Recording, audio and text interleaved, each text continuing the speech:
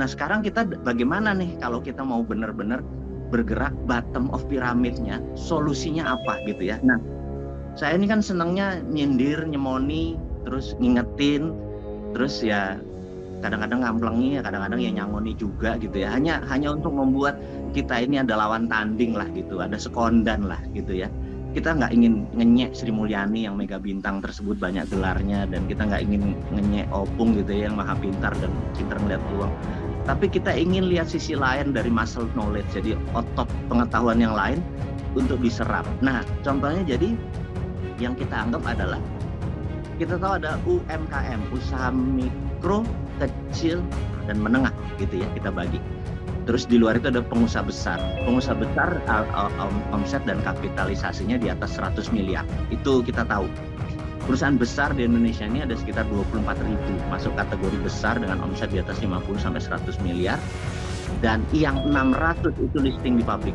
Jadi kecil sekali yang listing di publik dibandingin misalnya perusahaan di Singapura yang hampir 20.000, Singapura perusahaan listing di publik, kemudian dibandingkan di New York Stock Exchange, Shanghai Stock Exchange rendah sekali kita punya. Nah, di luar itu yang 50 juta adalah mikro, kecil, dan menengah, dan kita bagi lagi. Mikro adalah U Corporation, dia dengan dirinya single. Kemudian perusahaan kecil itu punya 1 atau 2 asisten yang membantu, belum tentu pegawai. Mereka ini dari 50 juta mungkin ini yang 47 juta gitu ya. Nah kemudian menengah ini ya omsetnya antara 500 juta sampai 50 miliar omset setahun ini, itu masuk kategori kelas menengah. Ini paling 2-3 juta saja. Nah kita bedakan besar dan UMKM tadi. Yang besar tadi punya sistem yang namanya bank. Kalau mereka perlu dana, bank bisa cairkan karena mereka mempunyai jaminan. Sekali lagi, sistem perbankan ini sistem perbankan ini diciptakan untuk oligark. Sistem perbankan ini diciptakan untuk elitis. Karena syarat meminjamnya adalah aset base. Harus ada aset atau kolateral. Yang kedua, mereka bisa IPO, listing di dana publik yang tidak ada bunganya, nggak ada bagi hasil. Dan yang dilihat adalah kapital atau equity-nya mereka. Nah, apa yang terjadi di UMKM yang kelas kecil ini kan dia udah nggak punya aset, misalnya dia punya 10 ayam geprek, cabangnya 10, tapi tempatnya semua menyewa gitu ya. Nah, sehingga waktu pinjam ke bank nggak bisa, going public nggak nyampe gitu ya. Disinilah perusahaan kami, Santara, sebagai perusahaan urun dana pertama untuk UKM di Indonesia dan terbesar saat ini. Kami baru memiliki 300.000 investor receh. 300.000 investor receh itu naruh antara 5 sampai 10 juta. Jadi saat ini ada sekitar 2 triliun portfolio dari nasabah atau dari investor receh tadi. Dan saat ini kami baru membiayai 88 perusahaan menengah. Ngapunten ini, kami belum bisa mengerjakan perusahaan yang kecil atau mikro karena pembukuan mereka lemah sekali gitu ya. Kita nggak mungkin kayak malaikat bisa menyelamatkan semua orang. Kita ngambil perannya aja, yaitu kelas menengah yang 3 juta ini gimana caranya scale up, naik menjadi negara besar. Kalau mau menjadi negara besar, perusahaan yang 50 miliar ke atas omsetnya itu ya harus 20.000, harus 100.000 sampai 200.000 perusahaan, nggak kayak di Indonesia sekarang, tidak sampai 20.000 perusahaan besar gitu ya. Jadi yang ini kita naikkan. Nah dengan Santara ini kita berharap teman-teman di ITB-AD, kalau Anda memerlukan funding atau dana dan perusahaan Anda sudah jalan kira-kira setahun omsetnya, memerlukan dana tidak lebih 10 miliar, portfolio ini mungkin kita bisa kerjasama. Dan di sini yang kita lakukan adalah kita punya ekonomi itu bukan kapitalisme, liberalisme, tapi tadi ekonomi Pancasila, gotong royong, urun dana, sirkah, bagi hasil dengan kekuatan bottom piramid, kekuatannya dari bawah untuk bawah gitu. Nah kalau bawah untuk bawah ini bergerak bersama, ini akan naik dan membuat kekayaan indeks Gini kaya dan miskinnya makin mendekat, karena bawah yang kita angkat gitu ya.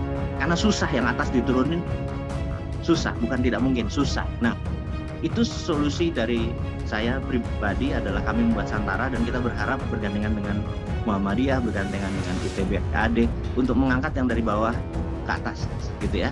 Nah kalau yang dari atas ke bawah mungkin di akhir diskusi saya kali ini itu ada, tapi perlu ide gila gitu ya. Adanya gini, di dalam buku psikologi terkenal yang namanya Warren Harding Effect. Warren Harding adalah presiden Amerika 1910, saya lupa ya tepatnya ya. Yang mau ceritakan Warren Harding Effect ini begini. Kita tahu Amerika di tahun 18 sekian sampai 1910 yang namanya orang kaya itu benar-benar oligarki itu lebih kaya bahkan dari Federal Reserve. Bahkan kalau teman-teman boleh cek di Wikipedia, di tahun 1898 Filipina itu minta merdeka dari Spanyol dan dia minta uang kompensasi. Si Spanyol minta 20 billion dolar waktu itu, sekarang nilainya mungkin 10 kali lipat dari itu. Dan Filipina dengan serta-merta minta ke Amerika untuk nebus ke Spanyol, dan Amerika tidak punya dana segitu. Amerika Federal Reserve minta bantuan dari Andrew Carnegie. Andrew Carnegie membayar 20 billion US dollar untuk kemerdekaan Filipina, sampai mati dia nggak pernah melihat apa itu Filipina kayak apa. Nah, story-nya bukan Filipina yang merdekanya dibayar ya, beda sama kita, merdekanya adalah dengan perjuangan. Fight kita berbeda gitu ya. Nah, poinnya adalah oligar lebih kaya dari Federal Reserve atau bank sentral. Nah, dengan ketimpangan kayak gitu, setiap presiden mereka bayar, sampailah ya kayak sekarang kita tahu ongkos untuk menjadi presiden itu 9 triliun. Saya tahu Anies nggak punya, Ganjar nggak punya, Ridwan Kamil nggak punya, pasti oligarki di belakang mereka, dan ya akhirnya akan begini terus gitu ya. Nah, ada cara untuk apa yang dilakukan oleh negara Amerika waktu itu di waktu itu ada 3 orang waktu itu lagi duduk di kafe gitu ya. Ini tahun 19 sekian ya. 3 orang nih anggap kayak Denny J.A, Indobarometer, si Kodari itu lagi duduk tuh, apa namanya itu, lembaga survei lah. Mereka lagi duduk-duduk nih ngelihatnya ada nggak benar negara Amerika nih kayak gini-gini menang oligarki lagi. Terus mereka ngelihat ada senator namanya Warren Harding. Senator ini loser, dia biasa aja.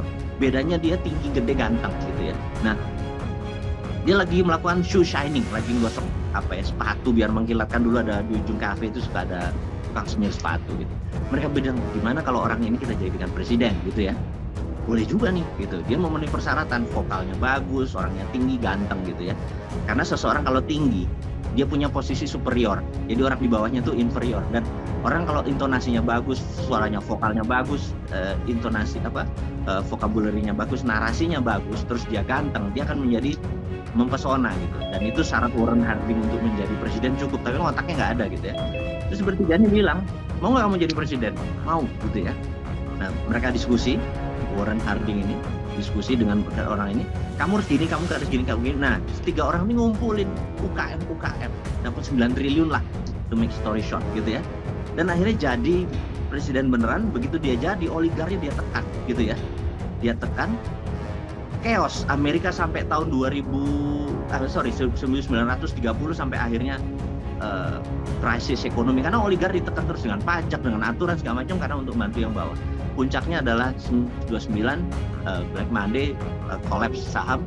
Habis itu 1933 presiden baru terpilih FDR, Franklin Delano Roosevelt, dia jadi mengelola dengan printing money yang disebut green back gitu ya. Strategi ini printing money, dia membangun Amerika, dan disitulah kekayaan UKM sejajar, kekayaan negara naik, kekayaan UKM naik, dan oligar sejajar. Jadi triangle tadi menjadi levelnya sama sehingga Amerika menjadi negara seperti saat ini. Nah, di situ 2 hal yang saya pikir teman-teman mudah-mudahan dapat insight dari saya, walaupun sederhana ilmunya. Pertama, bottom of pyramid kita gerak dengan kekuatan berjamaah, urun dana, receh-receh aja menolong UKM. Yang kedua, kalau memang niat kita pilih Warren Harding-nya siapa, Muhammadiyah range semua supaya tidak tergantung dengan oligar, kita do something. Itu kira-kira dari saya, mudah-mudahan barokah, berkenan. Mohon maaf jika ada kata-kata yang sedikit provokator. Niatnya adalah untuk kita mengingatkan yang hak. Terima kasih semuanya. Wassalamualaikum warahmatullahi wabarakatuh.